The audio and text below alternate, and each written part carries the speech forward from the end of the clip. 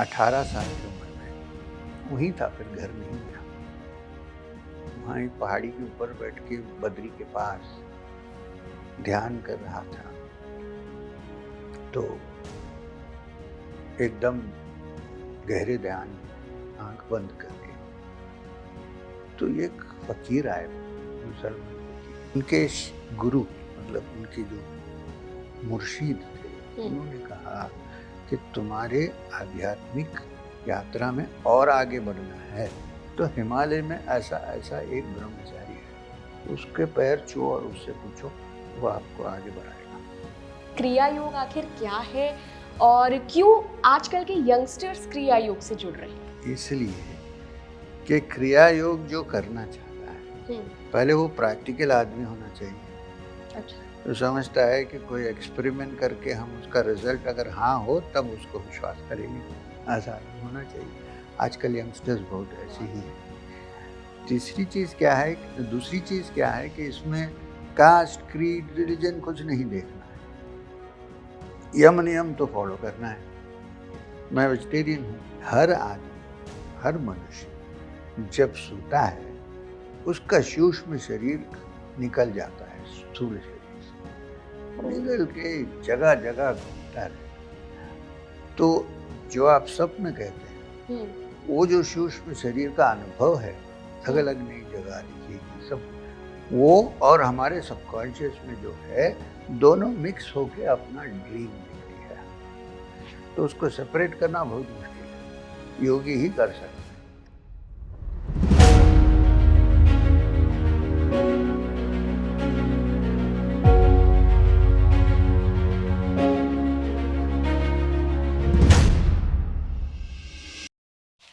नमस्कार इंडिया, आप देख रहे हैं स्पीकिंग ट्री का खास शो कनेक्ट विद अंतःकरण और मैं हूं आपके साथ इला गोस्वामी। देखिए, जैसा कि हमने आपको बताया था कि बहुत ही खास मेहमान आज के एपिसोड में जुड़ रहे हैं, तो मैं स्वागत करना चाहूंगी श्री एम का, the one and only Shri M. Sir, बहुत बहुत स्वागत है। आप सोशल रिफॉर्मर हैं, आप स्पिरिचुअल गाइड हैं, स्पिरिचुअल गुरु हैं। क्रिया योग में आपकी बहुत एक मास्टरी रही है और आप पूरी दुनिया को क्रिया योग का ज्ञान दे रहे हैं। तो सर, पहली बात तो अंतःकरण में आपका बहुत स्वागत है। सबसे पहला जो मैं जानना चाहती थी, हमारे दर्शक भी जानना चाहते थे, हमने एक पोल करा था अपने चैनल पे। अच्छा। तो वो आपकी स्पिरिचुअल जर्नी के बारे में जानना चाहते हैं कि अच्छा, कैसी रही आपकी स्पिरिचुअल जर्नी। आप एक मुस्लिम परिवार में पैदा हुए केरला में, उसके बाद आज दुनिया आपको श्री एम योगी के नाम से जानती है। कैसा रहा है अभी तक का ये पूरा सफर? सफर आपने ठीक कहा, शुरू हुआ केरल में, एक मुस्लिम परिवार में। हम लोग 4 जनरेशन इमिग्रेंट्स हैं बाहर से। जी। तो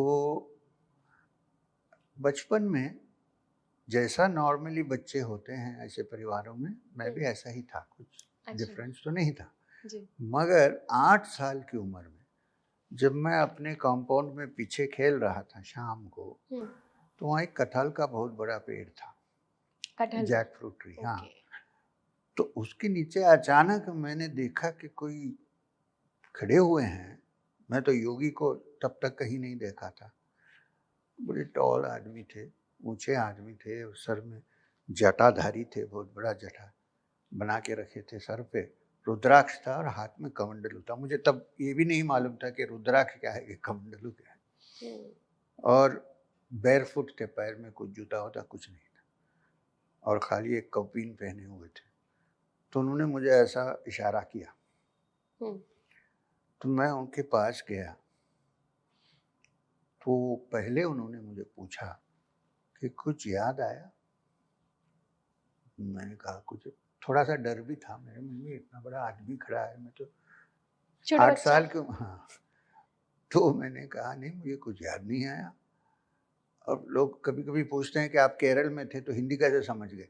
वो क्या है कि हमारे घर में ना 4 जनरेशन से उर्दू बोलने वाले थे। अच्छा। इवन दो मैंने we are born and brought up in Kerala.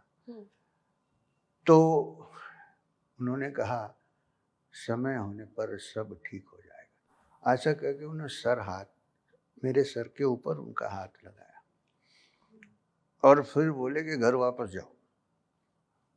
तो मैं वापस घर जाना शुरू किया। मैं ऐसे देखते देखते गया कि ये कहाँ जा रहे। वो एक छोटा सा गेट था, वहाँ से उतर के वो चले गए। मैं घर गया। उस दिन से रात को 12 बजे जैसा कि कोई मुझे उठा रहे हैं नींद से, और अपने आप में ध्यान कहीं नहीं सीखा, मुझे उसके बारे में कुछ मालूम भी नहीं था। अपने आप ध्यान लगना शुरू हो गया मुझे रात रात को। वो जैसा कि दीपावली में वो जो चक्र छोड़ते हैं ना, ऐसा कुछ यहाँ महसूस हुआ कि चल रहा है मणिपुर में। अभी मुझे मालूम है कि वो मणिपुर चक्र था तो नहीं। तो वहाँ से कुछ बहुत आनंद सा, आनंद लहरी सारे शरीर में भरनी शुरू हो गई। तो ये मेरा पहला ध्यान था। फिर स्कूल गया, कॉलेज गया, सब कुछ किया। और केरल ऐसी जगह है, कोई भी कॉलेज जाता है तो कम्युनिस्ट बन जाता है। हाँ, तो उसको लेनिन क्लिनिक कहते हैं। उसमें भी मैंने कुछ सीखा, मगर मेरा मन जो था आध्यात्मिक चिंतन में डूब गया था एकदम। इसलिए उसका कोई इफेक्ट नहीं हुआ, लाल झंडा नहीं पकड़ा। तो 19 साल की उम्र में मुझे लगा कि मैं कोई पिंजरे में फंसा हुआ हूँ, यहाँ से निकलना चाहिए। आपने अपने पेरेंट्स के साथ शेयर नहीं किया कि मुझे ऐसा महसूस हो उनको रहा लगा है? कि कुछ हो रहा है इसको, उनको पता नहीं चला कि क्या हो रहा है। ऐसे तो उनके फैमिली में कोई सूफी लोग भी थे, तो उनको लगा कि कुछ सूफी होगा, ऐसा कुछ होगा, मगर उनको कुछ समझ में नहीं आया क्या। मैं ये बात भी बोल नहीं सकता था किसी से कि ये बाबा जी ने मेरे सर पे हाथ लगाया। जब मैं वो बोलने की कोई भी कोशिश करता था तो एकदम जुबान बंद हो जाती थी, मैं बोल ही नहीं सकता किसी से। तो 19 साल में उनको तो बड़ा शौक हुआ कि मेरे पिताजी समझे कि ये अपना कंस्ट्रक्शन बिजनेस चलाएगा।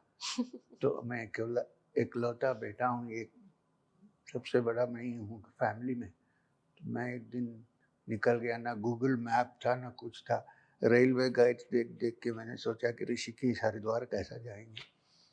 एक दिन मैं निकल गया, वहाँ से पहुँचा। बहुत तकलीफ पानी पड़ी मुझे 6 महीने तक। फिर मैं ऋषिकेश में शिवानंद आश्रम में था थोड़े दिन। फिर मुझे लगा कि नहीं, आगे बढ़ना चाहिए। फिर गया बद्रीनाथ। बद्री में जो रावल जी होते हैं ना, वो केरल से हैं। अच्छा। आज भी। अच्छा। शंकराचार्य के ज़माने से उन्होंने ऐसा बना दिया। आदि शंकरा वहाँ से गए ना, केरल जी से। जी जी। तो उनकी ही फैमिली से है, नंबूदरी फैमिली से है।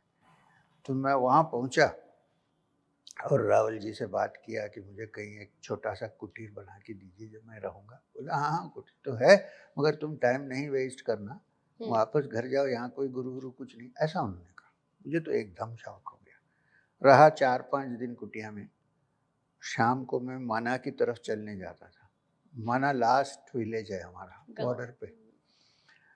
तो वहाँ एक व्यास गुफा है। व्यास गुफा के अंदर देखा तो योगी जी कोई उठ के खड़े हुए हैं। तब मुझे मालूम हुआ कि यही इनको ही मैंने देखा था जब 8 साल की उम्र में। तो मैंने कहा कि बाबा जी अभी मैं आपका पैर मत छोड़ूंगा, कभी नहीं छोड़ूंगा, मैं आपके साथ ही रहूँगा। उन्होंने हंस के कहा कि देखा जाएगा, आओ अंदर आओ। तब से मैं 4.5 साल, 3.5-4 साल उनके साथ हिमालय के हर कोने में इधर उधर सब घुमा। ऐसा कि टूरिस्ट मैप में किसी को नहीं, ऐसी भी जगहें हैं। वो 4 साल में मेरा पूरा ट्रेनिंग हुआ। तो आज जो आप योगी देख रहे हैं, गृहस्थ हूँ मैं, सन्यासी नहीं हूँ। बाबा जी ने कहा तुम सन्यासी नहीं बनोगे, तुम गृहस्थ रहोगे। तो ये पूरा जो मुझे अभी प्राप्त है, जिससे लोग ज्ञान के खोज में आके सुनते हैं, ये सब वो 4 साल के अंदर का हुनर है। जो भी तब हुआ वही है। मैं समझता हूँ बाबा जी की कृपा। अच्छा, नाम बदल के उन्होंने मुझे मधुकर नाथ का नाम दिया। तो इसलिए सब लोग हम बोलते हैं, इसलिए हम पहला अक्षर मधुकर नाथ का। अच्छा, ये मुझे लगता है एक प्रोसीजर होता है, जब आप गुरु दीक्षा लेते हैं तो नाम बदल दिया जाता है। और ये नाथ संप्रदाय के थे महेश्वर नाथ जी, तो इसलिए मधुकर नाथ का नाम। हाँ जी। ऐसा अच्छा। तो बाय बर्थ मेरे पासपोर्ट में मुमताज अली। अच्छा अच्छा। आपने जो ये सारी बातें बताई इससे मुझे ऐसा महसूस हो रहा है कि कहीं न कहीं मे बी आपके पास्ट लाइफ के कर्मा इसमें इन्वॉल्व हो। तो बिल्कुल। क्या वाक़ई में ऐसा होता है कि हमारा जो इस जन्म का कर्म होते हैं या हमारे सामने जो भी इंसिडेंसेस आते हैं, वो कहीं न कहीं पास्ट लाइफ से जुड़े होते हैं? मैं तो बिल्कुल सहमत हूँ, ये बात हुँ, जो आप कह रही हैं, हुँ, क्योंकि हमारा अनुभव है, ये कोई मेरी थियरी नहीं है, हुँ, ये मेरा अनुभव है। मैं क्यों इस परिवार में पैदा हुआ, क्यों मेरे ऊपर ऐसा हुआ, सब मैं जानता हूँ। पहले के पुराने जन्म में ऐसा कुछ हुआ है जिससे मैं ये मुझे करना पड़ा। तो क्या था मतलब आप कुछ वहाँ ये पर तो कुछ आध्यात्मिक जर्नी पे थे, वो छोड़ दिया आपने या कहीं ब्रेक हो गई और फिर आपका कोई दूसरा जन्म ये हुआ? बहुत लंबी कथा है, मैं उसको छोटा करता हूँ जितना जी। हो सके। उम, हमारे जो मूल गुरु हैं, हुँ, वो श्री गुरु बाबा जी हैं। कई लोग उनको महाअवतार बाबा जी कहते हैं। श्री गुरु महेश्वरनाथ बाबा जी के गुरु थे वो। अच्छा, अच्छा। तो बहुत साल पहले की, ये कोई विश्वास नहीं करेंगे, फिर भी आपने पूछा तो मैं बोल रहा हूँ कि पांडुकेश्वर एक गाँव, वो तो अभी भी है। हुँ, हुँ, हुँ। आप बद्री जाओगे तो पहले लास्ट गाँव आएगा पांडुकेश्वर। तो पांडुकेश्वर में 4 जनरेशन से एक सामवेदिक ब्राह्मण फैमिली रहती थी। अच्छा। तो उसमें से एक सबसे छोटा लड़का था मैं। अब ये कोई विश्वास नहीं करे, नहीं करे, ठीक है। तो बाबा जी वहाँ आते थे, हमारे पिताजी, दादाजी सबके गुरु थे, श्री गुरु बाबा जी। तो एक दिन उन्होंने कहा 11 साल की उम्र में, 12 साल की उम्र में, कि मैं इसको ले जा रहा हूँ। तो सब लोग थोड़ा-सा घबराहट हुई, बोले नहीं इसका काम है दूसरा, इसको मैं ले जा रहा हूँ। और तब तक तो संध्या वंदन सब ठीक से चल रहा था, सब कुछ। ले गए हुँ, और फिर उन्होंने मुझे क्रिया योग का दीक्षा दिया और उनके साथ रहे। तब भी नाम मधु था। तो उसके बाद 18 साल की उम्र में वहीं था, फिर घर नहीं गया। वहाँ एक पहाड़ी के ऊपर बैठ के बद्री के पास ध्यान कर रहा था। तो एकदम गहरे ध्यान में आँख बंद करके, तो एक फ़कीर आए वहाँ, मुसलमान फ़कीर। कपड़े सब बहुत मैले, मुझे तो नहीं, बाद में देखा मैंने, बाद में मेरे तो आँख बंद थी। कपड़े सब मैले, लंबी दाढ़ी यहाँ पर रख के आए। उनके गुरु, मतलब उनके जो मुर्शीद थे, हुँ। उन्होंने कहा कि तुम्हारे आध्यात्मिक यात्रा में और आगे बढ़ना है तो हिमालय में ऐसा ऐसा एक ब्रह्मचारी है, उसके पैर छुओ और उससे पूछो, वो आपको आगे बढ़ाएगा। ये पूरा, वो मुझे कुछ नहीं पता था इसके बारे में। वो आए और एकदम चिल्लाने लगे। तो आंख खुल गई तो मुझे इतना गुस्सा आया। पहले देखा कि कोई मुसलमान खड़ा हुआ, दाढ़ी वाड़ी रखे, और फिर वो पैर पकड़ा। मैंने बोला पैर छोड़, मेरा पैर छोड़ो, मुझे मत छू, तुम चले जाओ कहीं। तो बोला ऐसा ऐसा है बाबा। मैंने कहा मुझे कुछ नहीं मालूम है, आप मुझे डिस्टर्ब कर दिया, मेरा ध्यान चला गया। तो उन्होंने बोला आप मुझे नहीं लोगे हुँ। तो मैं खुद के आत्महत्या कर लूँगा। ओह! मैंने कहा अब आत्महत्या करो, कुछ भी करो, मुझे क्या है। जो जो भी, ये मेरी आत्मकथा में है, ऑटोबायोग्राफी में लिखा हुआ है। हुँ, हुँ। बोला जाओ कुछ भी करो, मैं क्या चाहूँ। तो जाके एक्चुअली कूद के मर गया बेचारा। ये आपकी पास्ट लाइफ से जुड़े बहुत हुए थे पुरानी फ़कीर। पास्ट लाइफ की बात है, इमीडिएट पास्ट लाइफ नहीं है। बाबा जी आए, बोली क्या किया तूने? मैंने सोचा तू योगी बन गया, हुँ, क्रोध तुम्हारे हाथ में, कंट्रोल में है, हुँ, और आत्मा को देखता है, शरीर को नहीं देखता है हुँ, योगी। हुँ, क्या किया तुम? गलती हो गई। तो मैंने कहा, तब मुझे समझ में आया क्या गलती हो गई। तो बोला कि गलती हो गई, अब क्या करें। बोला वो जितना उसको दुख हुआ, ये दुख तुमको पाना पड़ेगा, तुम ओह! नहीं पाओगे तो तुम्हारे आगे बढ़ने में ये जो यात्रा है खत्म नहीं। हो जाएगी। तो क्या करना है? बोला वापस कोई मुसलमान परिवार में पैदा हो जाए तब समझ में आएगा। स्ट्रगल बोला क्या अभी होता क्या करें?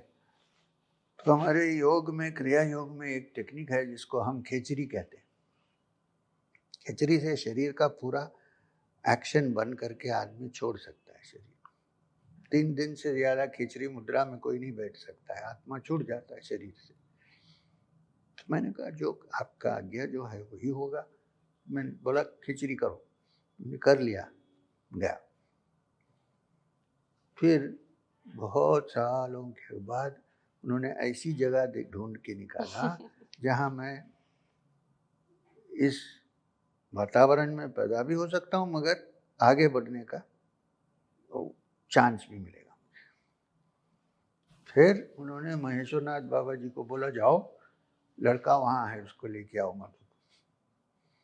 तब फिर वो तब आपको वो आए 8 साल की उम्र में मिले एंड देन आपका ये वाली लाइफ जी में स्पिरिचुअल जर्नी शुरू जी। हुई। जी, जी। अब ये सिनेमा जैसा है कोई विश्वास नहीं करेगा, कोई बात नहीं। लेकिन मुझे लगता है जो लोग इस चीज़ को जानते हैं शायद हाँ अनुभव भी तो कर उनको चुके हैं, समझ में आएगा। उनके लिए ये चीज़ मायने रखती है हम्म। क्योंकि पास्ट लाइफ हमारे शास्त्रों में भी इसका वर्णन है और जहाँ कहीं भी अगर आप देखें धर्मों में आजकल साइंटिफिक रिसर्च भी हो रहा है बहुत जगह। बहुत जगह हो रहा है, बहुत जगह हो रहा है, बिल्कुल, बिल्कुल। क्रिया योग की आपने बात करी जिस पर आपकी बहुत अच्छी पकड़ मानी जाती है। कई सारे फॉलोअर्स भी हैं हमारे इंस्टाग्राम, फेसबुक पे भी जब हमने लोगों को बताया कि आप आ रहे हैं अंताकरण में, तो उन्होंने क्रिया योग से जुड़े हुए काफ़ी सारे सवाल किए। तो सबसे पहले बहुत आसान भाषा में मैं समझना चाहूँगी कि आप स्पीकिंग ट्री के दर्शकों को बताएँ कि क्रिया योग आखिर क्या है और क्यों आजकल के यंगस्टर्स क्रिया योग से जुड़ रहे हैं? इसलिए कि क्रिया योग जो करना चाहता है हुँ, पहले वो प्रैक्टिकल आदमी होना चाहिए। अच्छा। तो समझता है कि कोई एक्सपेरिमेंट करके हम उसका रिजल्ट अगर हाँ हो तब उसको विश्वास करेंगे, ऐसा आदमी होना चाहिए। आजकल यंगस्टर्स बहुत ऐसे बहुत ही है। हैं। तीसरी चीज़ क्या है, दूसरी चीज़ क्या है कि इसमें कास्ट, क्रीड, रिलीजन कुछ नहीं देखना है। यम नियम तो फॉलो करना है। मैं वेजिटेरियन हूँ। यम नियम मतलब आहार शरीर के लिए हुँ, दूसरे जानवर को तकलीफ नहीं दे, विदाउट हर्टिंग अदर्स हम भोजन मिल सकता है, तो फिर क्यों करना है? बस एक ही चिंता है। दूसरा, योग जो कर रहा है उसको वेजिटेरियन फूड अच्छा है शरीर के लिए। क्रिया योग खास हम करेंगे तो गर्मी बहुत होती है बॉडी में, हुँ, तो उसके लिए नॉन वेज मना है, ओके। अल्कोहल मना है, हुँ, ड्रग्स मना है। क्रिया जैसा ड्रग आपको कहीं नहीं मिलेगा, हीरोइन में भी नहीं मिलेगा। तो इसलिए अच्छा, तो क्रिया योग क्या है? क्रिया का मतलब है संस्कृत में मेथड, टेक्निक, क्रिया। क्रिया। अब हम लोग जब क्रिया कहते हैं, मैं जब कहता हूँ, ये ऐसा टेक्निक है योग में जो श्री गुरु बाबा जी के परंपरा से हमें मिला है। ओके, ज्ञानी भी कर सकता है, भगत भी कर सकता है, योगी भी कर सकता है, कर्म योगी भी कर सकता है। अच्छा। कॉमन फैक्टर है। एक्चुअली क्या करते हैं हम, हमारा ये अनुभव है, विश्वास है और अनुभव भी है कि शरीर में 100 से नाड़ी होती हैं जिसमें एक प्राण का संचार होता है।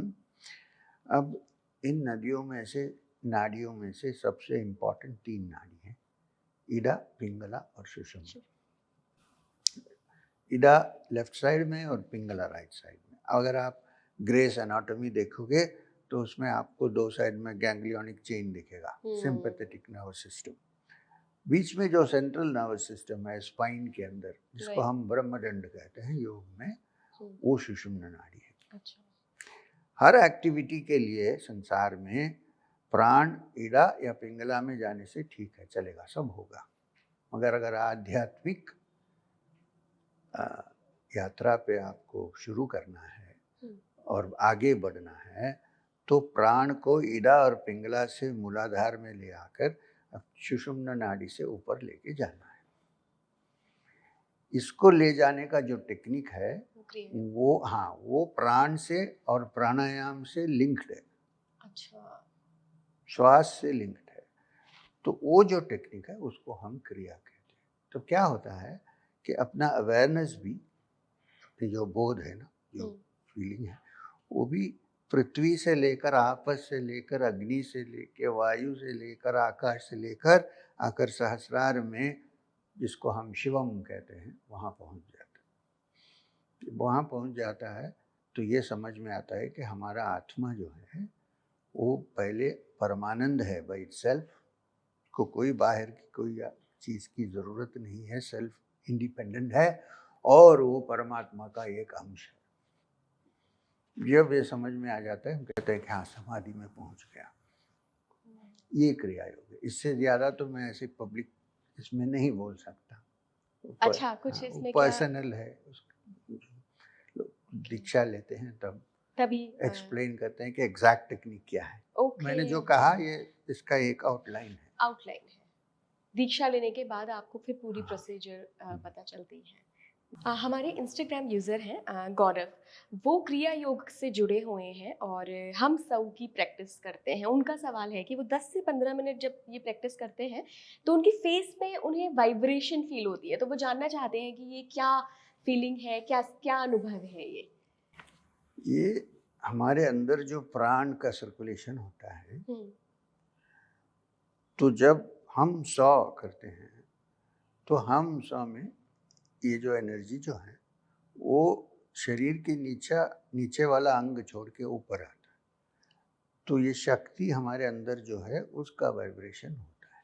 ये कुंडलिनी तो नहीं है? कुंडलिनी तो अलग बाद चीज़ का काम है, बाद में होता अच्छा, है। बाद में होता है। वो तो सुषुम्ना नाड़ी से शुरू होता है, मगर ये जो उनको जो महसूस हो रहा है अभी, ये उसका एक इंडिकेशन है कि प्राण का वाइब्रेशन अपने मुख पे हो रहा है। इसीलिए कई योगी को आप देखेंगे जो हर रोज़ हमसा कर रहा है, तो आपको एक कुछ अट्रैक्शन लगेगा कि कुछ है, पता नहीं क्या है। हाँ, तो ये हमसा का सीक्रेट है। हमसा बड़ा सिंपल है। कैसे करते हैं आप, बिना दीक्षा के बता पाएंगे हमारे दर्शकों को? हमसा तो ऐसे ही हम सब कुछ गाते हैं। बिल्कुल। ये क्रिया का फर्स्ट स्टेप है, बाद में दूसरा कुछ कर सकते हैं आगे एडवांस। अच्छा। हमसा कुछ नहीं है, खाली ये देखिए हमारा जो सांस है ना, जी जी। इस पे हम बिल्कुल ध्यान नहीं देते हैं नॉर्मली। अब देखिए, खाने के बगैर 2-3 दिन आदमी जी सकता है। बिल्कुल। विदाउट वाटर, पानी नहीं पिएगा तब भी जी सकता है। सांस के बगैर कितने देर रहेगा आदमी? 1 मिनट, खत्म हो गया। तो इतना इम्पोर्टेंट एक फंक्शन हमारा है सांस, उसको हम थोड़ा भी ध्यान नहीं देते। वो जब ठीक से चल रहा है तब सिगरेट पी के उसको पूरा बंद करते हैं, अंदर सॉफ्ट बंद हो जाते हैं ना, ब्रोंक्यूल्स बंद हो जाते हैं निकोटीन से, और उसको ध्यान ही नहीं देते। असल में यह है कि बहुत लोग कैसे सांस लेना ये भी नहीं जानते हैं। हाँ, समझते हैं कि ऐसा करके यहाँ चेस्ट को बड़ा करो, पेट को अंदर करो। नहीं, सांस को अंदर लेके कुंभक में नीचे भी लेके जाना चाहिए उसको। अच्छा। इससे पेट बड़ा नहीं होगा मसल टाइट हो जाएंगे। ओके। और फिर वापस। अच्छा, तो जैसा हमारे ब्लड का सर्कुलेशन है शरीर में, ये अपने कंट्रोल में नहीं है। नहीं। हार्ट बीट अपने कंट्रोल में नहीं है। डाइजेशन हमारे कंट्रोल में नहीं है। हम खाना खाते हैं बस, बाकी डाइजेशन तो अंदर होता है ना, केमिकल पूरा। मगर एक चीज़ है जो हमारे बस में नहीं है मगर हमारे कंट्रोल में भी ला सकते हैं, वो ये खाली सांस है। नॉर्मली हमारे कंट्रोल में नहीं है, वो अपने आप चलता रहता है। बचपन से हमारे गर्भ के अंदर जब बच्चा है तब बाहर आता है, तब से शुरू हो जाता है, और जब वो ख़त्म हो जाता है आदमी गया, जो गुजरात में बोलते हैं ऑफ हो गया, बस हो गया, ख़त्म हो गया। तो ऐसी इतनी इम्पॉर्टेंट चीज़ है, मगर इसको हम डिलिबरेटली भी, वॉलंटरीली भी कंट्रोल कर सकते हैं। वो ये कि है ब्रेथ। तो इसलिए जो सांस है वो आत्मा का एक लिंक है। डायरेक्टली लिंक्ड है। ओके। तो इसलिए हम सौ में हम क्या करते हैं, मेनली क्या है कि सांस पर ध्यान देते हैं, जैसा विपश्यना में करते हैं। अच्छा, अवेयरनेस। सही कह तो रहे हैं। सांस में ध्यान देते हैं और एडिशनली क्या करते हैं, जब सांस अंदर लेते हैं तो हम का मंत्र का उच्चारण मन में करते हैं, हम। अच्छा, और जब सांस बाहर छोड़ते हैं तो मन में सा का उच्चारण करते हैं, सा। सा, हम सा, हम ओके। सा, हम सा। 2-3 बार जोर से बोलते हैं, फिर मन के अंदर अजपा जप जिसको बोलते हैं, बाहर साउंड नहीं आता। इसको जब आप करते हैं, इसके साथ सांस जब अंदर जाता है पूरा ध्यान उस पर, और साउंड हम। और जब सांस बाहर होता है तो पूरा ध्यान उस पर देके सौ का आवाज।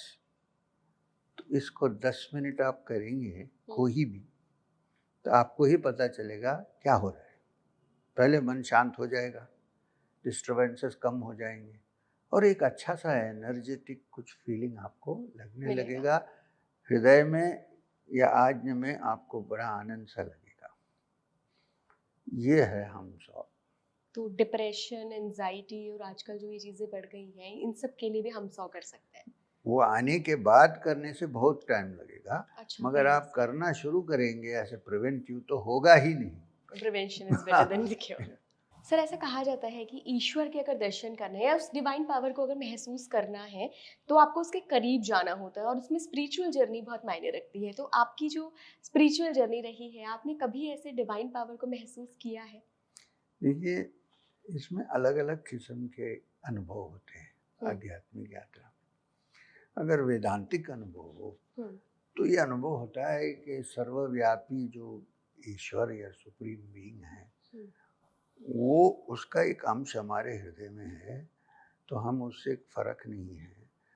उसका एक अंश है, पूरा नहीं है, फिर भी उसमें जो जो गुण है वो हमारे अंदर भी है, ऐसा महसूस होता है। अच्छा, अब परब्रह्म को वेद में सच्चिदानंद कहता है, सच्चिदानंद कहता है। सच्चिदानंद जो है, संस्कृत ऐसी भाषा है कि हर वाक्य को अलग अलग सिलेबल से बनाया जाता है। सच्चिदानंद का मतलब है सत चित आनंद। अब सत का मतलब है कि जो सच है, इसका मतलब जो हम सच समझते हैं वो झूठ है, और जो सच है उसको हम झूठ समझते हैं। तो असतो मां सद्गमया जो है, उसका मतलब है कि असत से मुझे सत्य पे ले जाओ। तो सत्य जो है वो आत्मा है, शरीर नहीं है। हाँ, जब इसका अनुभव हो जाए तो सत्य एक साइड हो गया। चित्त का मतलब क्या है? चित्त का मतलब है कि वो कॉन्शियस है, कोई पदार्थ नहीं है जो अनकॉन्शियस है, वो कॉन्शियस है, उसमें कॉन्शियसनेस है, बोध है। और आनंदा, और उसका इंट्रिंसिक क्वालिटी, नेचुरल क्वालिटी आनंद है। जब भी हम पंच इंद्रियों से कोई भी चीज का आनंद लेते हैं, इसका मतलब है कि अंदर से आत्मा से एक छोटा परसेंटेज बाहर आता है। इसलिए हम बोलते हैं हाँ अभी मैं बहुत खुश हूँ। तब समझिए कि सोर्स पे चले जाए तो कितना आनंद होगा। सही बात है। तो ये तीनों मिला के इस आत्मा को सच्चिदानंद कहते हैं, परमात्मा को।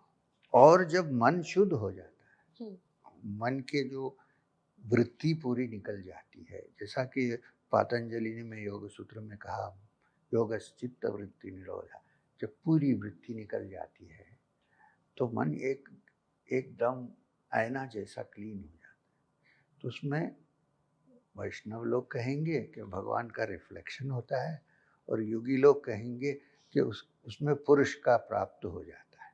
अलग अलग भाषा है। सबका अनुभव अलग है क्या? नहीं, अगर कोई मूर्ति पूजा करते हैं और भगवान कृष्ण या भगवान शिव जी की पूजा करते हैं और दर्शन हो जाता है, तो पहला दर्शन आनंद से ही होता है। अच्छा। देखिए, श्री रामकृष्ण परमहंस जो विवेकानंद जी के गुरु थे, उन्होंने भद्रकाली की पूजा की, उपासना की, मगर उनका पहला अनुभव जब हुआ समाधि में, काली नहीं दिखी उनको, एकदम लाइट दिखा और आनंद, इतना आनंद था कि वो बेहोश हो गए।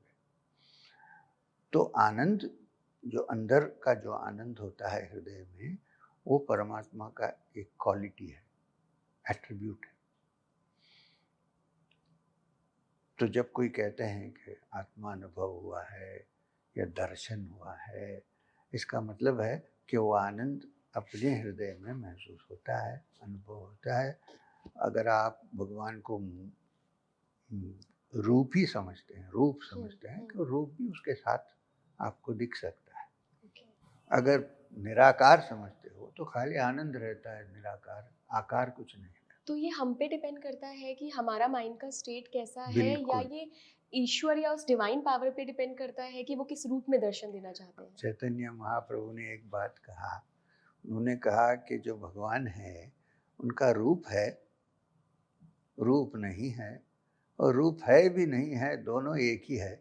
वो भगवान हो तो ऐसा हो सकता है, मनुष्य को ऐसा नहीं हो सकता है।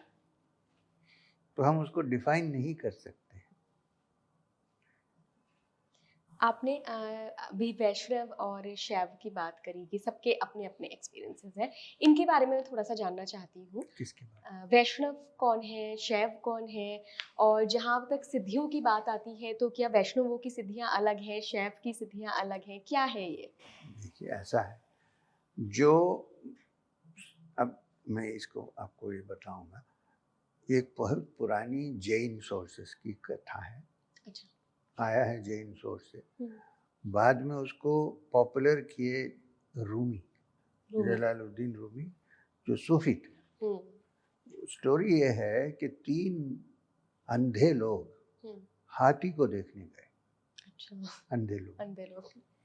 अब अंधे लोग, हाथी कैसा दिखेगा, तो हाथ से छू के ही मालूम पड़ेगा ना। तो एक हाथी का पैर छुआ और बोला कि हाथी एक बहुत बड़ा खंबा जैसा है, रफ है, ऊपर सरफेस रफ है, और ये भी हमें बताया गया था ज्यादा पास मत जाओ, कभी खंबा ऊपर लगेगा तो मर जाओगे। अच्छा, दूसरा अंधा ने क्या किया, उसकी दुम पकड़ के देखा और बोला एक बाथरूम ब्रश जैसा है, हिलता रहता है, पास में जाने से कभी थप्पड़ भी मिल सकता है। तीसरा उसकी सूंड पे हाथ लगाया, ट्रंक पे, बोला कि कोई रबर होज जैसी चीज है, फुस फुस की आवाज आती है बीच बीच में, हिलता रहता है, और फिर हमें कहा गया है कि ज्यादा पास मत जाओ, उसमें पकड़ के नीचे मार सकता है। तो 3 डेफिनेशन हो गए हाथी के, तीनों अंधे हैं। तो कोई वहां पहुंचे जो अंधे नहीं थे, कहिए गुरु या कोई योगी, जो अंधे नहीं है, जो असतो मा असत गमया की सिद्धि कर चुके हैं, हाँ, जो तमसो मा ज्योतिर्गमया, ज्योति दिख गई है, तमस नहीं है। तो उन्होंने देखा कि ये तीनों बड़ा झगड़ा हो रहा है आपस में, इतना के मार तोड़ हो रहा है। उन्होंने बोला क्या हो रहा है, बोला ऐसा ऐसा है, ये हाथी का डेफिनेशन ये है वो। उन्होंने कहा देखो ऐसा है, तुम भी ठीक कह रहे हो, तुम भी ठीक कह रहे हो, तुम भी ठीक कह रहे हो, तीनों ठीक कह रहे हो, मगर तीनों गलत है। बोले क्यों? बोले क्योंकि मैं अंधा नहीं हूँ, मुझे दिख रहा है। जो हाथी आप डिफाइन करना शुरू किए हैं वो आपके डेफिनेशन से भी बहुत बड़ी चीज है। आप जिसको, आपको जो अनुभव हुआ उसका ही आप डेफिनेशन कर रहे हैं। मुझे दिख रहा है कि आपकी डेफिनेशन जो है उससे भी बहुत बड़ी चीज है हाथी, बहुत बड़ा चीज है। तो इसी तरह परब्रह्म जो परमात्मा है वो हमारे डेफिनेशन में नहीं पकड़ सकते। ये भी नहीं कह सकते कि रूप है या रूप नहीं है, दोनों बोल नहीं सकते। मगर जो साधक अपने अपने तरीके से जो पूजा की और जो साक्षात्कार करने की कोशिश की, जैसा चाहिए वैसे भगवान दिखते हैं। मगर ये नहीं कहना चाहिए कि दूसरा गलत कर रहा है। सबके अपने अपने अनुभव। अपने भगवान तो एक ही हो सकते हैं, हाँ, उनके अलग अलग अवतार, अलग अलग रूप, अलग अलग सब हो सकते हैं, मगर एक तो एसेंस तो एक ही है। तो ऐसे सोच के चलना चाहिए। वैष्णव और शैव पे आते हैं थोड़ा सा। अब वैष्णव शैव का ये जो ठीक है, चिंता ठीक है, मगर झगड़े हो जाते हैं कभी कभी, ये अच्छा नहीं है। शिव जी का मतलब है खाली जो हम देख रहे हैं, जो अ, महादेव का रूप जो बनाते हैं पिक्चर्स में, कहाँ तब तो फोटोग्राफर नहीं था। जो बनाते हैं वो अपने मन से शिव जी का पिक्चर, क्योंकि वो योगी महायोगी हैं, योगियों के सबसे बड़े महायोगी हैं, और नटराज हैं, डांसरों में सबसे बड़े डांसर हैं, और गले में सांप पहनते हैं, और जंगल में रहते हैं, कैलाश में रहते हैं, और यहाँ चंद्रकला लगी है जो दुर्गा का सिंबल है। ऐसा तो हिस्ट्री में चंद्रकला यूज करके बहुत सारे लोग मिसयूज भी किए हैं चंद्रकला का, आपको पता है, मैं ज्यादा नहीं बोलूंगा, मगर वो लगा के बैठे हुए हैं शिव जी। अब कश्मीर शैविज्म के हिसाब से शिवम का मतलब है परमात्मा। ये जो रूप है वो योगी का रूप है, महायोगी, क्योंकि योगी जब आंख बंद करते हैं, आज्ञा खुल जाते हैं, तो उनको ज्ञान होता है और फिर परमात्मा के बारे में उनको जानकारी होती है, तो इसलिए वो सिंबल है शिव जी का। मगर शिवम, प्योर शिवम, आदि शंकराचार्य ने एक निर्वाण षटकम लिखा, उसमें उन्होंने कहा चिदानंद रूप शिवहम शिवहम, मैं चिदानंद, चित और आनंद का रूप हूँ, मैं शिव हूँ, मैं शिव हूँ। वो जो है पर ब्रह्म का डिस्क्रिप्शन है, वो असल शिव वो है, शिवम का मतलब वो है। अच्छा, अब महाविष्णु, महाविष्णु तो वासुकी के ऊपर अनंत शयनम में लेटे हुए हैं, ऐसा ही सिंबल दिखता है। नारायण, मेरा फेवरेट भजन है वो, नारायण नारायण हरि हरि, बोलो नारायण नारायण हरि हरि, बचपन में बहुत सुनते थे हम। तो वो जो है भगवान का विष्णु रूप का प्रकट जब हुए, वो है, वो सिंबल है। अच्छा, अब कृष्ण भगवान, जैसा कि पुराण में या भागवत में परब्रह्म के या भगवान के या महाविष्णु भी कहिए, नारायण कहिए, कुछ भी कहिए, उनके अवतार जो बताए गए हैं, उसमें कृष्ण भगवान को पूर्ण अवतार समझते हैं। क्यों? क्योंकि भगवत गीता में एक ही जगह में वो गुरु बने, अर्जुन शिष्य बने, वो गुरु बने एक ही जगह, और उसमें उन्होंने 10वां अध्याय 11वें अध्याय में विश्व रूप का दर्शन करवाया, तो अर्जुन को विश्व रूप का दर्शन हुआ, तो इसलिए उनको पूर्ण अवतार कहते हैं, क्योंकि विश्व रूप में हर भगवान की रूप उसमें दिखने लगी अर्जुन को, तो इसलिए उनको पूर्ण अवतार कहते हैं। मेरा कहना यह है कि भगवान का कौन सा एस्पेक्ट आपको पसंद है, उस तरफ जाइए, वहाँ पहुँचने के बाद आपको पता चलेगा सब एक है या अलग अलग है। अब उसमें झगड़ा करने की कोई ज़रूरत नहीं है, यात्रा तो तय करिए, यात्रा तय कीजिए, और हर आचार्य ये सहमत है कि मन को शुद्ध करना चाहिए, उसमें कोई किसी का डाउट नहीं है, उसके बाद समझ में आएगा क्या है। तो थोड़ा सा मैं माइथोलॉजी वाले पक्ष में जाना चाहती हूँ कि सृष्टि ब्रह्मा जी ने बनाई, शिव जी और विष्णु जी में फिर अगर हम देखें तो कौन ज़्यादा सुपीरियर है, मतलब सृष्टि किससे चलती है, विष्णु जी से चलती है या शिव? क्योंकि महाप्रलय शिव लेके आते हैं, जो वर्णन हम देखें अगर पौराणिक इतिहास जो हमारा है उसमें, कि महाप्रलय शिव जी लेकर आएंगे, तो ब्रह्मा का जो कॉन्सेप्ट है वो परब्रह्म का क्रिएटिव एस्पेक्ट। अच्छा, और इसलिए ये संसार उन्होंने बनाया और सब लोग इतने दुख में हैं, तो इसलिए कई मंदिर नहीं बनते हैं ब्रह्मा के, एक ही पुष्कर में बना के रहते। तो वो क्रिएटिव एस्पेक्ट है, और जिसको सस्टेन करते हैं, क्रिएशन के बाद सस्टेनेंस की जरूरत है ना, वो महाविष्णु। अच्छा, और एंड जो होता है, खत्म जो होता है, वो शिव जी का सिंबल है, रुद्र। अब क्यों? क्योंकि पुरानी चीज अगर मर नहीं जाएगी तो नए आने के लिए स्पेस ही नहीं रहेगा। तो डेथ नहीं है, ट्रांसफॉर्मेशन है। वो शिव जी उसके सिंबल है। अच्छा, ट्रांसफॉर्मेशन। हाँ, ट्रांसफॉर्मेशन। तो जब हम ओम कहते हैं तो आ जो है वो ब्रह्मा है, ऊ जो है वो विष्णु, और ओम जब कहते हैं माँ, तो वो जब खत्म हो जाता है पूरा क्रिएशन, इसको शिव जी कहते हैं। क्योंकि अगले बार आपको कुछ कहना है तो मुंह खोलना पड़ता है ना, सब खत्म हो गया। तो ये तीनों जो त्रिमूर्ति जो हैं, ये परब्रह्म के अंश है। फिर परम ब्रह्म कौन है? परम ब्रह्म कौन है किसी को पता नहीं।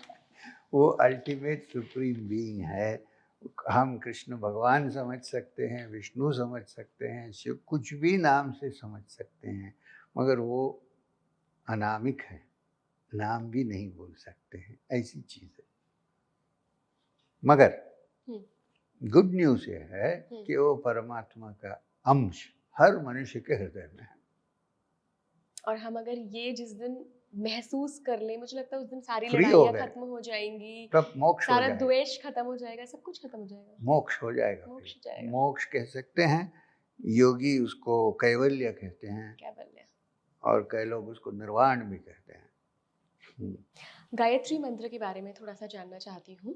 कहीं मैंने पढ़ा था, किन्हीं योगी थे, उन्होंने अपना एक व्यक्तिगत अनुभव शेयर किया था कि गायत्री मंत्र को आप जिस मोटिव से सिद्ध करते हैं वो पूरा हो जाता है। और कई बार ऐसा भी होता है कि मोक्ष के लिए भी लोग गायत्री मंत्र सिद्ध करते हैं, तो पूरी दीन दुनिया से वो परे हो जाते हैं, देन फिर उनको निर्वाणा प्राप्त हो जाता है।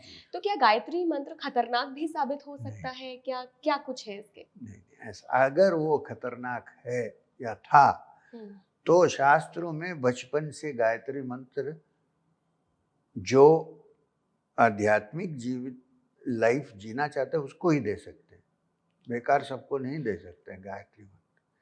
मतलब गायत्री मंत्र सबके लिए है? सबके लिए है, मगर थोड़े कुछ रूल्स रेगुलेशंस लगाना चाहिए उसके ऊपर। जैसे कि दूसरे को ट्रबल नहीं करें। अच्छा। और शुद्ध भोजन करें, और डेली शरीर को साफ रखें। अच्छा। और मन को भी साफ रखें। ऐसे 2-3 प्रिंसिपल्स है, बाकी कुछ नहीं है। गायत्री दे सकते हैं। अब गायत्री आपने कहा तो उस मंत्र का अर्थ क्या है उसको समझना चाहिए। ये होगा नहीं, क्योंकि गायत्री के बारे में हम अगर कहना चाहें तो 2-3 सत्संग इसमें ही हो जाएंगे। फिर भी मैं थोड़ा शॉर्ट में आप प्लीज बता दीजिए। ऋग्वेद में 126वें मंडल में सबसे इम्पोर्टेंट मंत्र गायत्री है, और इसके ऋषि हैं विश्वामित्र। विश्वामित्र? हाँ, विश्वामित्र ने की थी। विश्वामित्र ही गायत्री के ऋषि हैं। और छंदस जो है, जैसा चांट किया जाता है, गायत्री इतनी इम्पोर्टेंट है कि वो छंदस को गायत्री छंदस ही नाम रख दिया गया। अच्छा। तो जब गायत्री का जप होता है नॉर्मली, कभी लोग उसको गलत भी करते हैं, जैसा कि ओम भूर्भुवः स्वः, ओम तत्सवित, ऐसा नहीं है। ओम भूर्भुवः स्वः तत्सवितुर्वरेण्यं भर्गो देवस्य धीमहि धियो यो नः प्रचोदयात्, ये गायत्री मंत्र है। अब भूर्भुवः स्वः का ओम तो इतना बहुत बड़ा चीज है, हम पूरा एक्सप्लेन नहीं कर सकते इस शॉर्ट टाइम में, मगर जो भूर्भुवः स्वः कहा गया है उसका मतलब है कि भूलोक, भुवलोक, स्वर्गलोक। आध्यात्मिक सिस्टम में देखा जाए तो भूलोक जागृत अवस्था है जिसमें हम लोग सब बैठे हैं, भुवलोक जो है स्वप्न अवस्था है, और स्वर्गलोक जो है वो सुषुप्ति है, डीप स्लीप। सारा आदमी स्वर्ग पे चला जाता है उस समय, डीप स्लीप के वक्त। और क्या, कुछ याद नहीं रहता है, इससे बढ़कर क्या चाहिए। और अगर वो नहीं हो तो कितनी तकलीफ होती है। आजकल सबसे ज्यादा ड्रग्स होने के लिए ही भेज रहे हैं। तो भूर्भुवः स्वः, जागृतावस्था में, स्वप्नावस्था में और सुषुप्ति, तीनों अवस्था में। उसके बाद जो तुरिया है उस तो आम आदमी नहीं समझ पाएगा, समाधि कहते हैं उसको। ये तीनों में इफेक्ट होने वाला मंत्र है गायत्री। ओके। भूर्भुवः स्वः। अच्छा, तत्सवितुर्वरेण्यम, ओ सवितर को मैं वर्ण करता हूँ। सवित्र मतलब सूरज परमात्मा का विजिबल सिंबल है, सूर्य। सॉरी। तो वो सावित्र की मैं नमन करता हूँ। तत्सवितुर्वरेण्यम भर्गो देवस्य धीमहि, जो एकदम इल्यूमिन्ड है, भर्गो ऐसा देवस्य मतलब देव, धीमहि मेडिटेट कर रहा हूँ, ध्यान कर रहा हूँ। ध्यान का रूप धी है, ध्यान कर रहा हूँ। धियो यो न प्रचोदयात्, मेरा जो धिय है, धिय का मतलब है ज्ञान, इंटेलिजेंस, वो स्टिमुलेट हो जाए। धियो यो न प्रचोदयात्। तो इसलिए जो भी रेगुलरली गायत्री करते हैं तो उनका माइंड और ब्रेन बड़ा शार्प हो जाता है। तो इसीलिए पुराने ज़माने में जो गायत्री कर रहे थे वही बड़े ज्ञानी बने, जो ब्राह्मण बने।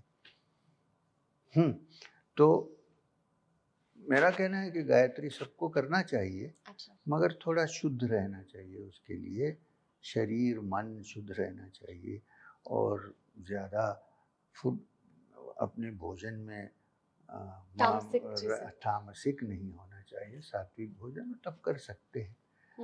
तो ये है गायत्री। ओके। तो आपने जो प्रश्न पूछा, क्या गायत्री मंत्र जप करने से सांसारिक स्थिति ठीक होगी या मोक्ष मिलेगा और बाकी सब गिर जाएगा, ऐसा नहीं है। वो अपना संकल्प क्या है ऐसे ही होता है। मंत्र तो पावरफुल है मगर जो आपका संकल्प है वही होता है। एक्चुअली आपको मैं अभी कहूँगा, बहुत लोग नहीं जानते हैं कि सन्यासी लोग जब उसको जप करते हैं आखिर और एक लाइन लगाते हैं उसमें। क्या? अच्छा, बता नहीं सकते क्या? नहीं, वो गृहस्थों के लिए नहीं है, हमारे लिए भी नहीं है। अच्छा। मगर वो परो राज से सावधो ऐसा लगाते हैं दास, सन्यासियों के लिए है। अगला सवाल इंस्टाग्राम यूजर स्वाति नंदा का है। पूछ रही हैं कि पास्ट लाइफ कितना मायने रखती है और इसे कैसे एक्सप्लोर करें। वो तो मैं नहीं बोल सकता हूँ। जब योग करते हैं और ध्यान करते हैं और आध्यात्मिक यात्रा में आगे बढ़ते रहते हैं तो एक समय ऐसा होता है कि जब मन एकदम शांत और एकदम ऊर्ज हो जाता है, तो उस समय पुरानी मेमोरीज पूरी याद आती है। उसका कोई स्पेशल टेक्निक नहीं। ओके। और वो दूसरा कोई हमें नहीं समझाता है, अपने आप मालूम। कई बार क्या ड्रीम्स के जरिए भी हमें पास्ट लाइफ के बारे में पता चलता है? हो सकता है, मगर उसमें पूरा डिपेंड नहीं कर सकते टोटली। ओके, मतलब आपको स्पिरिचुअल जर्नी के थ्रू जाना ही पड़ेगा। दूसरा ड्रीम्स के बारे में थोड़ा सा जानना चाहूँगी। ऐसा कहा जाता है कि अवचेतन मन उस समय बहुत एक्टिव होता है, जो हमारा सबकॉन्शियस माइंड होता है।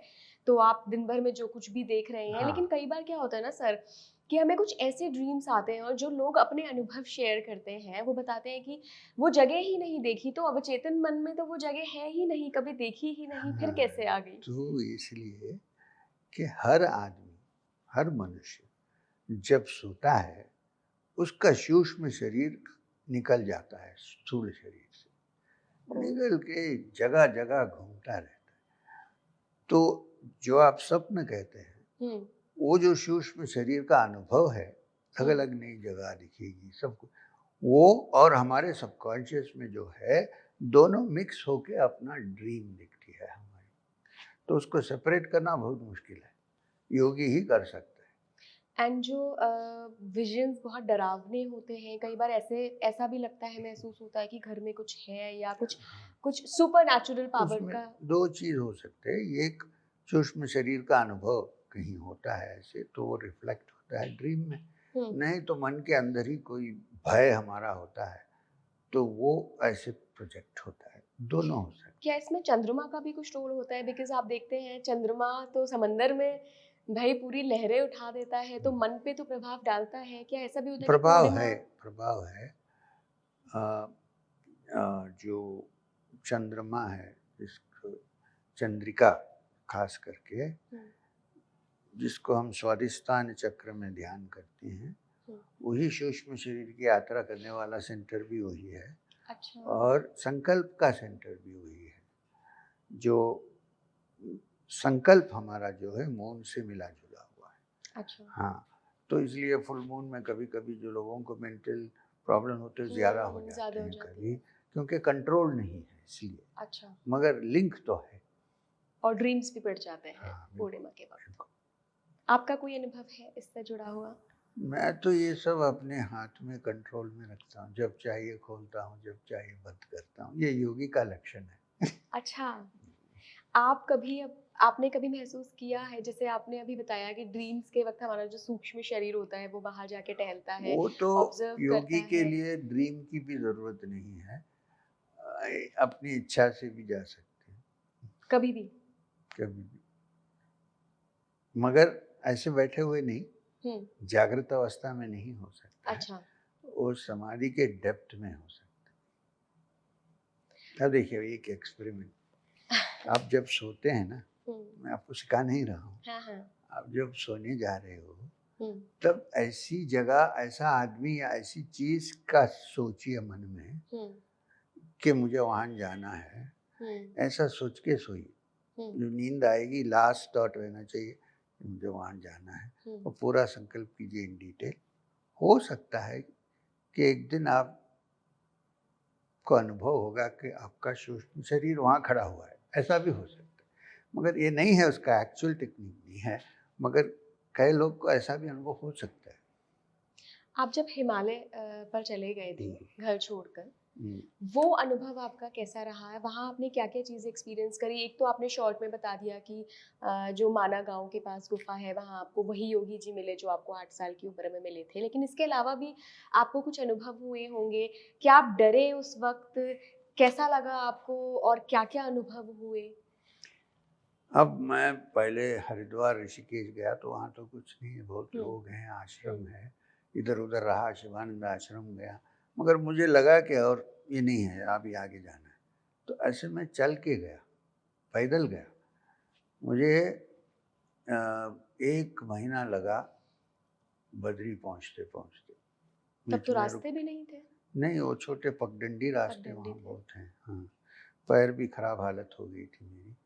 तो चलो, तो वहाँ गया और जब रावल जी ने मुझे कहा कि तुम यहाँ रह सकते हो, मगर तुम एजुकेटेड आदमी हो, सब यहाँ क्यों टाइम वेस्ट कर रहे हो? मलयालम में कहा उन्होंने। हुँ। हाँ, तो क्यों वेस्ट कर रहे हो? यहाँ कोई गुरु नहीं है, तुम वापस जाओ। ऐसा जब उन्होंने कहा कि मुझे एकदम लगा कि हमने अपने पुल सब जला के आए हैं यहाँ, वापस जा भी नहीं सकते, जाने से कोई फ़ायदा भी नहीं है, और यहाँ ये कहते हैं कि कुछ नहीं है। तो मुझे लगा कि मेरी ज़िंदगी जो है बर्बाद हो गई। तो मैं माना की तरफ चल के गया, क्योंकि मैं सुना था कि वहाँ गुफ़ा पे कोई महायोगी हैं, ऐसा। हो सकता है कि मन के अंदर कुछ मेमोरी था।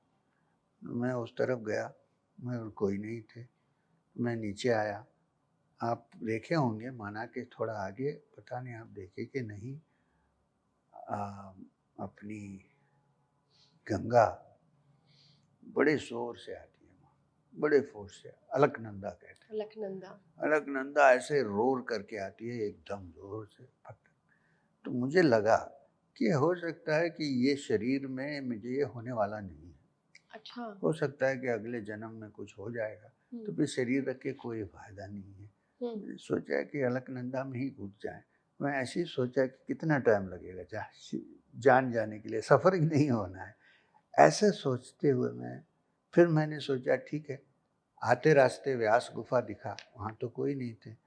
वहाँ जाके थोड़ी देर ध्यान करके फिर आके आत्महत्या कर लें, ऐसा ही सोचा। तो वो ऐसा सोच किसी के मन में आना है तो कितना वो वरीड, निराश हो चुका हाँ, है। निराश हो चुका है, सोच लीजिए। तो फिर मैं वापस गया व्यास गुफा में, तो बाबा जी खड़े हुए थे अंदर, तो बोले आओ अंदर आओ। तो ऐसे मुझे बहुत सारे तकलीफ उठाना पड़ा, मगर वन पॉइंटेड था कि ये ही मिलना है, मोक्ष ही मेरा लक्ष्य था, और कुछ नहीं था। क्या किसी व्यक्ति को आध्यात्मिक जर्नी में चमत्कार देखने को मिलते हैं? क्योंकि अगर हम अध्यात्म का कुछ भाग देखें, वेदांत देखें और जो फिलॉसफी वाला पार्ट आ गया, वो चमत्कारों की बात नहीं करता है। लेकिन कुछ दूसरा पार्ट देखें तो वहाँ साधनाएं भी हैं, चमत्कार भी हैं, योग शक्ति भी है, योग की कई विधाएं भी हैं, जहाँ चमत्कारों की बात आखिर में होती है। तो क्या है इसका पूरा केस? वो ऐसा है कि अगर आप अब ये विषय में, जो योग का विषय है, इसमें सबसे उत्तम और सबसे इम्पोर्टेंट टेक्स्ट है योग सूत्र, पतंजलि का योग सूत्र। योग सूत्र सब लोग मानते हैं। अब पतंजलि के योग सूत्र में 4 सेक्शन है। पहले समाधि पाद से शुरू होता है, फिर साधना पाद से शुरू होता है, फिर विभूति पाद, फिर कैवल्य पाद।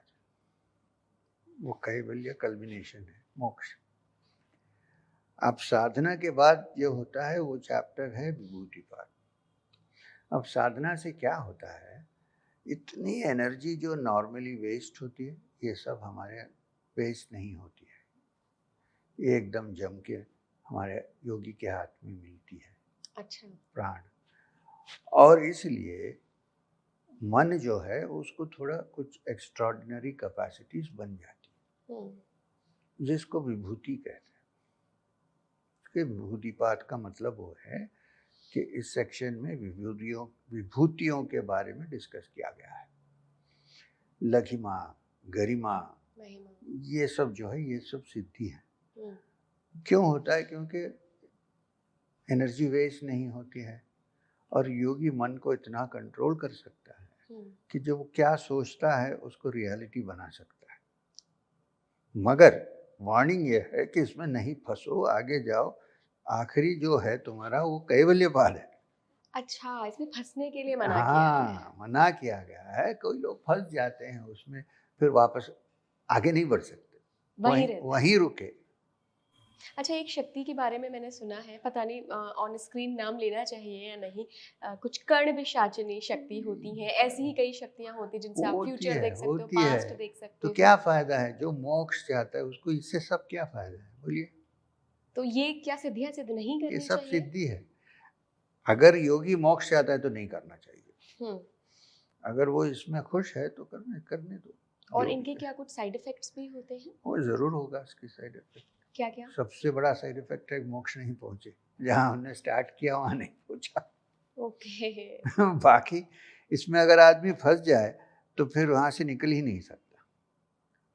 वो एक तरह का जो है सेंसरी एंजॉयमेंट जैसा बन जाता है। अच्छा, पावरफुल महसूस करने लगता मगर है व्यक्ति।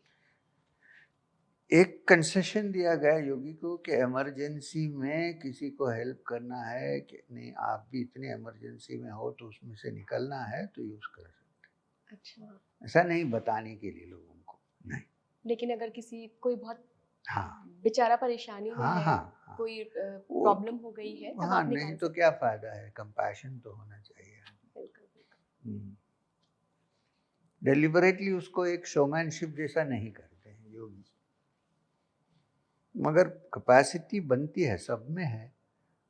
तो एक सवाल योगी जी इसमें ये भी बनता है कि अगर ये सिद्धियां कलयुग में भी मौजूद हैं और कई योगियों के पास हैं ये सिद्धियां, तो क्यों नहीं? कोरोना का जो दौर आया, फिर क्यों हेल्प नहीं? तो ये समझिए कि इतना ही कैपेसिटी है। अच्छा, जो बाहर इसका प्रदर्शन करते हैं, इनकी कैपेसिटी इतनी ही है। सीरियस मैटर में कुछ नहीं कर सकते। ओके। और जो हिमालय पे बैठे योगी हैं, उनको पता है ये क्यों आया है, कब से जाएगा, क्या करना है, सब उनको पता है। वो कर्म फल पे छोड़ देते हैं। बस। अब देखिए, योग का खाली प्राणायाम करने से ही ये जो पैंडेमिक हुआ था ना, उससे आदमी बच सकता था। कोई जानता ही नहीं है कैसे सांस ले। मैंने WHO को सिखाया, 2 ऑनलाइन कोर्सेज में मैंने सिखाया कि ब्रीथ करना सिखाओ भाई। इसमें क्या होता है, हमारे योग में एक टेक्निक है जिसको हम भ्रामरी कहते हैं। अब भ्रामरी रेगुलरली करने से क्या होता है कि हम्म। नाइट्रिक ऑक्साइड अपने रेस्पिरेटरी सिस्टम में बढ़ जाती है। ओके। नाइट्रिक ऑक्साइड अगर बढ़ जाए तो वायरस नहीं जा सकता है। मुझे नहीं हुआ, मैं तो मदनपल्ली टाउन में सारे हॉस्पिटल भरे हुए थे, और आप सब जगह गए, मैं सब जगह गया, फिर भी नहीं हुआ? क्योंकि भ्रमरी कर रहा है ना डेली, तो वायरस अंदर नहीं जा सकता है। नाइट्रिक ऑक्साइड अगर है तो बहुत बड़ा डिटरेंट है। अच्छा। खाली इसका वायरस नहीं, बहुत सारे वायरस नहीं जा सकते। आप समझिए मेरी उम्र जो है अभी 74 75 है, मुझे ऐसा कोई सिम्टम नहीं मालूम हो रहा है जिससे ये एज का कुछ असर पड़े इसके ऊपर। और मैं टायर्ड नहीं होता हूँ, यात्रा करता ही रहता हूँ। सब लोग बोलते हैं कि क्यों इतना ट्रैवल कर रहे हो, अभी थोड़ा घर पे बैठो, आराम करो। मैं तो आराम ही हूँ ट्रैवल में ही। तो क्यों, इसका सीक्रेट क्या है? योग है। थोड़ा सा योग, प्राणायाम, ध्यान। समाधि। और जब मन अंदर से हमें अनुभव हो गया ना कि शरीर से बढ़कर हमारा जो आत्मा है वो परमात्मा का अंश है, उससे बहुत एनर्जी आती है। अगला सवाल मेरा हनुमान चालीसा पे है। हनुमान चालीसा के बारे में जो एक जनश्रुति फेमस है, जो लोग उसको मानते हैं कि भाई भूत भगाने के लिए, कहीं अगर आपको डर लग रहा है, ऐसा लग रहा है कुछ नेगेटिव पावर है, तो हनुमान चालीसा का पाठ कर लो। तो क्या वाकई में हनुमान चालीसा इसीलिए रची गई थी और नहीं, पर्पस यही था? नहीं, अभी विश्वास है तो कभी कभी काम होता भी है। हम्म। मगर हनुमान चालीसा हनुमान के महत्व के बारे में लिखा गया भजन है, वो ऐसी इसकी यूटिलिटी के लिए नहीं लिखा गया था। मगर कई लोग उसको यूज करते हैं, उनमें कॉन्फिडेंस हो जाता है तो बच जाते हैं। पर कभी कई लोगों के लिए काम करती है और कई लोगों के लिए नहीं नहीं भी करती है। करती, हाँ, ये इसका क्या मतलब है? क्योंकि उनमें विश्वास ठीक से नहीं है। मतलब किसी भी मंत्र को संचालित करने के लिए फेथ होना चाहिए। हाँ, हर चीज जो जो भी आप करेंगे ना, थोड़ा सा उसमें विश्वास होना चाहिए, नहीं तो नहीं होगा। अब हम जिंदगी इस संसार में जीते हैं, थोड़ा कुछ विश्वास से जीते हैं। अगर मुझे ये भी विश्वास नहीं कि मेरा ड्राइवर मुझे घर में नहीं लेके जाएगा, तो कैसे जिएंगे बोलिए? तो थोड़ा कुछ विश्वास की जरूरत होती है। अगर मैं विश्वास नहीं करूंगा कि कल मैं जिंदा हूं कि नहीं हूं, कैसे चलाऊंगा जिंदगी? सही बात है। तो ये कॉमन है, फैक्टर है, कॉमन फैक्टर है। जी जी। अच्छा भी अच्छा से अच्छा डॉक्टर हो, उसको भी थोड़ा फेथ होना चाहिए। सर, कलयुग में अष्ट सिद्धि और नवनिधि क्या किसी के पास है? है? है? एंड क्या होती है ये अष्ट सिद्धियां और नवनिधियां, क्या होती हैं? अष्ट सिद्धि, अब योग सूत्र में मैंने बताया ना, 8 सिद्धि। गरिमा, लघिमा, गरिमा, महिमा। प्राप्ति, महिमा, ओके। ये थोड़ा सा लिस्ट है, मुझे पूरा याद नहीं है। अष्ट सिद्धि है, एक्स्ट्रॉर्डिनरी कैपेसिटी योगी को होती है। जैसा कि बॉडी लाइट हो सकता है अच्छा। और बॉडी हेवी हो सकता है, और कभी कभी छोटा हो सकता है और बड़ा हो सकता है। माइंड, बॉडी नहीं, माइंड। और कभी छोटी छोटी जगह से पेनिट्रेट कर सकते हैं, सूक्ष्म शरीर में यात्रा कर सकते हैं, सब अष्ट सिद्धि में इंक्लूडेड है। वो कलयुग नहीं, हर युग में वो पॉसिबल है। अच्छा। हाँ, और नवनिधि? नवनिधि का मतलब भी ऐसे ही है कि कैपेसिटी जो नॉर्मल आदमी में नहीं होते हैं, उसमें 9 तरह की कैपेसिटी, जैसा नव दुर्गा की कैपेसिटी होती है, वो योगी में होती है, उसको नवनिधि कहते हैं। दुर्गा जी की बात थोड़ी सी कर लेते हैं। दुर्गा जी के जो 9 रूप हैं, तो उसमें जो काली का रूप है वो सबसे रौद्र रूप माना जाता है, एकदम। और कई बार जो काला जादू और ये वाली विधाएं जो इंडिया में फेमस है, अब तो खैर बाहर भी इन सब चीज़ों के बारे में बहुत जानकारियाँ मिल रही हैं लोगों को। तो काली को ही क्यों इन सब चीज़ों से जोड़ा जाता है? काली का क्या हिस्ट्री रहा है क्या? आपने नव दुर्गा की बात की, एक्चुअली दश महाविद्या हैं। तंत्र में दश महाविद्या है। अच्छा। दश महाविद्या में पहले विद्या भद्रकाली है, उसके बाद दूसरे, और फिर लास्ट में शांत देवता है। अच्छा। इसलिए भद्रकाली को ऐसा सिंबल बनाया गया है क्योंकि एक्चुअल में संसार ऐसा ही है, बड़ा क्रूएल है। हाँ, हम नहीं देखते हैं, कभी कभी बंद रखते हैं आँख, मगर वो काली का जो डांस है शिव जी के ऊपर, वही चल रहा है। तो ये रियलिटी है, भद्रकाली रियलिटी है। और दूसरा, भद्रकाली को जो तंत्र में डिस्क्राइब करते हैं दश महाविद्या में, करालवदनाम घोराम मुक्तकेशिम चतुर्भुजाम कालिकाम दक्षिणाम दिव्याम मुंडमाला विभूषिताम।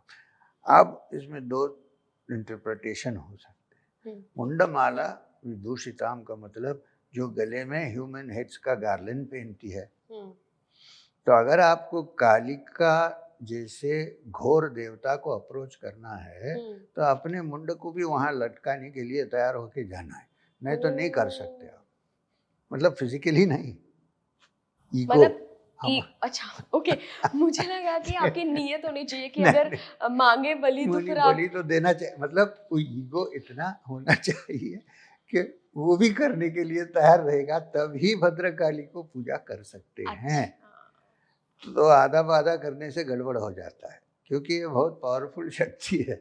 और हम कुंडलिनी शक्ति जो क्रिया योग में सुषुम्ना नाड़ी से ऊपर जाती है, उसको भी भद्रकाली कहते हैं। अच्छा। क्योंकि अगर उसको ठीक से हम कंट्रोल नहीं करें तो वो भी डिस्ट्रक्टिव हो सकता है। ये वो, अब देखिए न्यूक्लियर एनर्जी जो है वो डिस्ट्रक्टिव भी हो सकता है, कंस्ट्रक्टिव भी हो सकता है, डिपेंडिंग ऑन आप कैसे उसको यूज करें। इसमें सबसे पावरफुल एनर्जी भद्रकाली से सिंबलाइज किया गया। अच्छा। अब देखिए श्री राम कृष्ण परमहंस ने अपनी साधना भद्रकाली की उपासना से शुरू किया, मगर वो उनके हिसाब से वो शांत देवता है।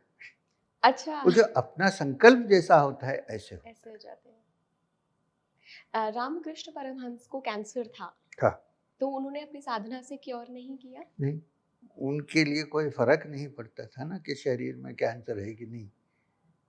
दूसरे आदमी को कैंसर होगा तो रोता रहेगा, ये तो अपनी समाधि में थे। कभी भी उन्होंने मुंह खोल के नहीं बोला कि मुझे इससे बचना चाहिए, नहीं, फर्क नहीं पड़ता है। नॉर्मल एक आदमी को कैंसर और योगी को कैंसर होने में फर्क है। बिल्कुल बिल्कुल, ये तो है योगी क्योंकि वो अब शरीर को अपना नहीं समझता है ना, उनके लिए आत्मा है। आत्मा है।